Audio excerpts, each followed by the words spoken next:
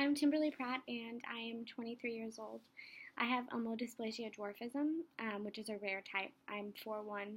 I don't know what the typical height is for someone with omodysplasia because there are so few cases that I don't know anyone my age or older that have it. So just kind of winging it. Most cases, emphasis on most, because not all, but most cases there is a community of other people with said type that they can kind of come together with and learn what to expect and how other people with their type have dealt with whatever. So I haven't really had that, so I don't know if my height is normal or average for my type of dwarfism or not, but I love what Katie is doing with the idea of person before disability.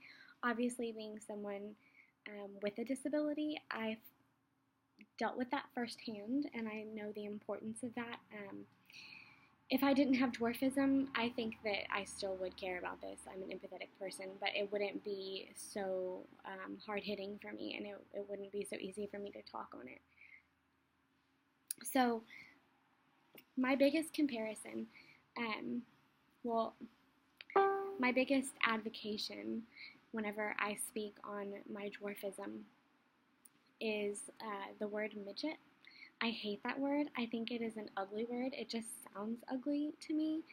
I think it's crazy that there are some people who speak that way about themselves and they're okay with the word, but I mean, it's all about personal preference, honestly, I guess.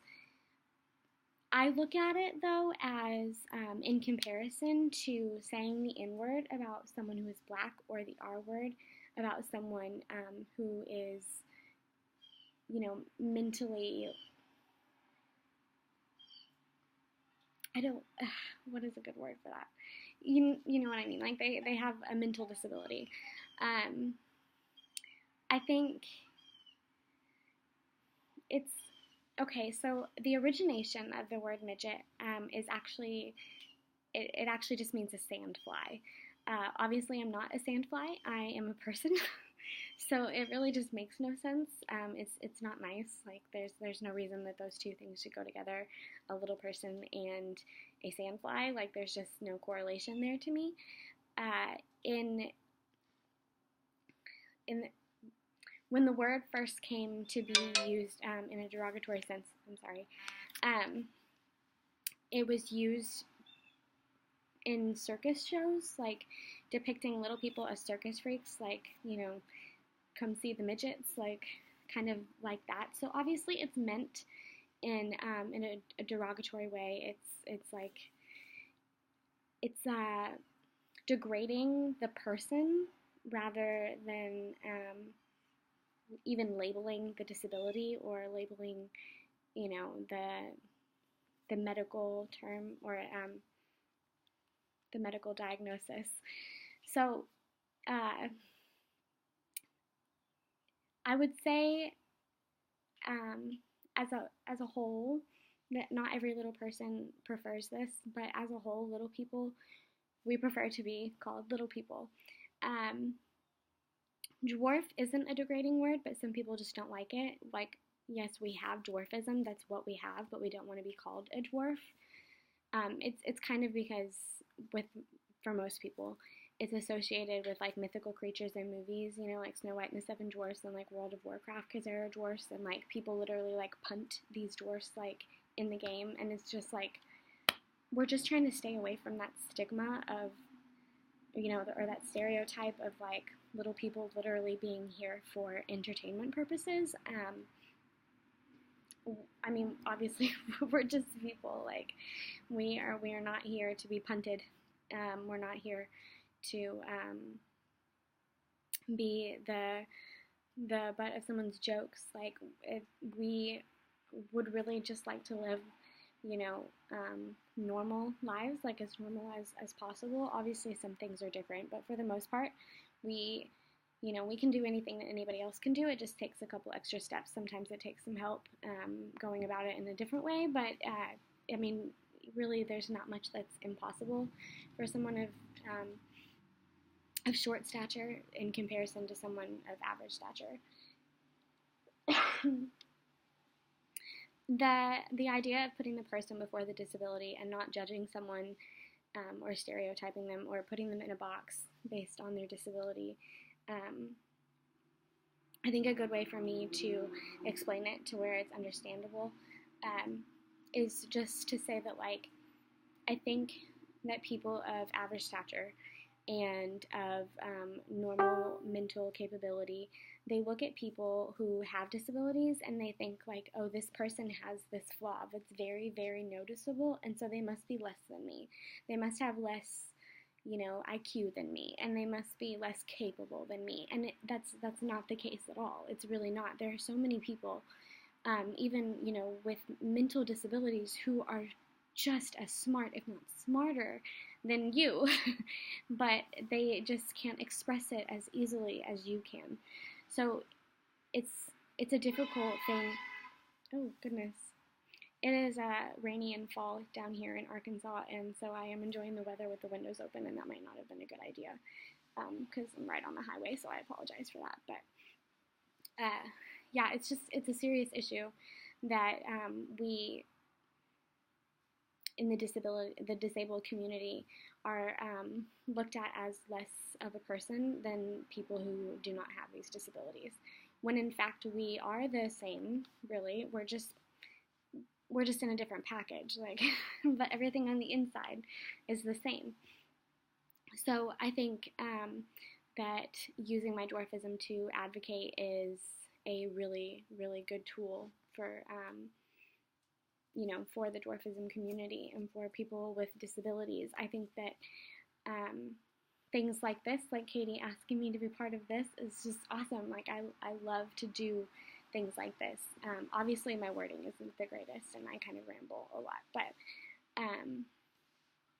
I think that if I can educate one person on, the proper etiquette of little people or people with disabilities and approaching them and what to do and what not to do, then, if one person takes anything away, then I've done my job. I'm content because, that one person is more than I had before, and if, they share with someone else, then that's even better. They can educate other people in future circumstances whenever they encounter someone with a disability, and, whoever they're with is not practicing proper etiquette in that interaction, and the person who is already educated can be like, yo, this isn't right, this is what you should do, this is what you should say, don't be like that, like, they don't like that, things like that. Like, it's just kind of a domino effect. It just keeps giving and giving and giving. Also, I guess, like, paying it forward, like, if you just pass on the knowledge, it just keeps going. It's a ripple. I don't know. I guess there are a lot of terms that you can use for that. But, yeah, so just basically proper etiquette when encountering someone with disability. My personal preference, and I think it's a personal preference for most people within this community, just know the proper terminology if you are going to use it, but also just introducing yourself and figuring out what their name is rather than the label of their disability is a big key. Staring, pointing, and laughing, nobody likes that for any reason, so don't do it.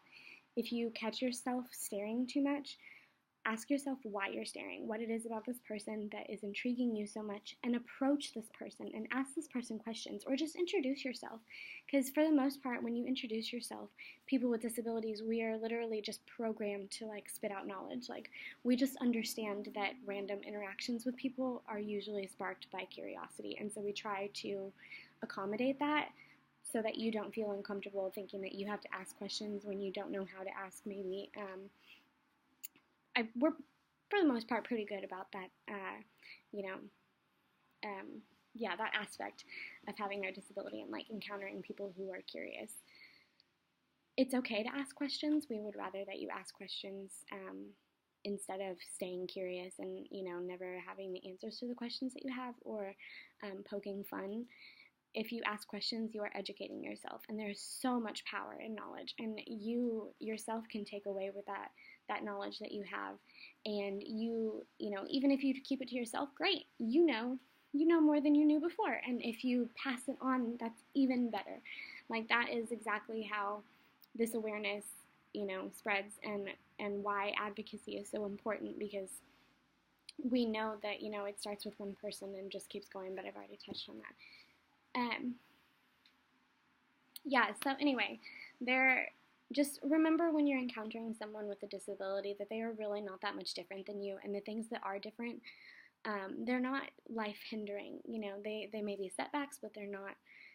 That it doesn't make the person like a complete freak or less than of a person. And it is okay to ask questions. It is okay to approach people and introduce yourself. Ask, you know, um, what would you prefer to be called? Or, you know, if you have children that are curious, it's okay for them to ask questions. Don't silence people who have questions. And don't put up with people who degrade others in general. Like, just don't do it. That's the biggest thing I think you can take away from this, is that people are people. We are all just people, and we deserve equality, all of us.